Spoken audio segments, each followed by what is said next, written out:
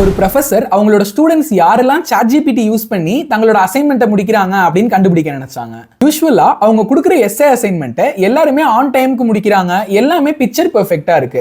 So இந்த டீச்சருக்கு ஒரு டவுட் வருது, ஒருவேளை இவங்க எல்லாருமே ChatGPT யூஸ் பண்ணி தான் நம்மளுக்கு சப்மிட் பண்றாங்களோ அப்படின்னு டவுட் ஆகுறாங்க. இதை கண்டுபிடிக்கிறதுக்கு அந்த மேம் ரொம்ப ஸ்மார்ட்டான ஒரு மூவ் பண்றாங்க. அந்த எஸ்ஏக்கான டாபிக்கை ஒரு வேர்டுல டைப் பண்ணி அந்த வேர்டை எல்லா பசங்களுக்கும் மெயில் பண்றாங்க. இப்போ அந்த சென்டென்ஸோட லாஸ்ட் லைன்ல எக்ஸ்ட்ரா ஒரு லைன் ஆட் பண்றாங்க. அது என்னன்னு கேட்டா, இந்த எஸ்ஏவை ஸ்டார் வார் ரெஃபரன்ஸ் வச்சு எனக்கு எழுதுங்க அப்படின்னு சொல்லி ஆட் பண்றாங்க. ஆட் பண்ணிட்டு அந்த லாஸ்ட் லைன் இருக்குல்ல, அதை மட்டும் ஒயிட் ஃபாண்ட்ல மாத்திட்டாங்க. சோ இப்போ இந்த பசங்களுக்கு மேல இருக்க பிளாக் மட்டும் தான் தெரியுது, லாஸ்ட்ல இருக்கிற ஒயிட் ஃபாண்ட் தெரியல. இப்போ யாரெல்லாம் ChatGPT யூஸ் பண்றாங்களோ எல்லாருமே செலக்ட் ஆல் காப்பி பண்ணி அப்படியே ChatGPTல பேஸ்ட் பண்ணி என்டர் பண்றாங்க. வர அவுட்புட் எடுத்து அசைன்மெண்டா சப்மிட் பண்றாங்க. இப்போ அந்த மேம் எல்லாரோட எஸ்ஏவையும் படிச்சு பார்த்து யாரோட எஸ்ஏலாம் ஸ்டார் வார் ரெஃபரன்ஸ் வச்சு இருக்கு அப்படிங்கறத வச்சு இவங்க எல்லாருமே ChatGPT யூஸ் பண்றாங்க, இவங்க எல்லாருமே ஒரிஜினலா எழுதுறாங்க அப்படிங்கறத கண்டுபிடிக்கிறாங்க.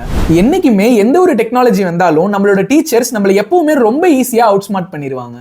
ஆஹா, இவ்வளவு வேலை செஞ்சு மண்டை மேல இருக்க கொண்டே மறந்துட்டேனடா. இது மாதிரி நிறைய வீடியோஸ் டெய்லி உங்க ஃபீட்ல வரதுக்கு கியூரியஸ் நண்பனை மறக்காம ஃபாலோ பண்ணிடுங்க.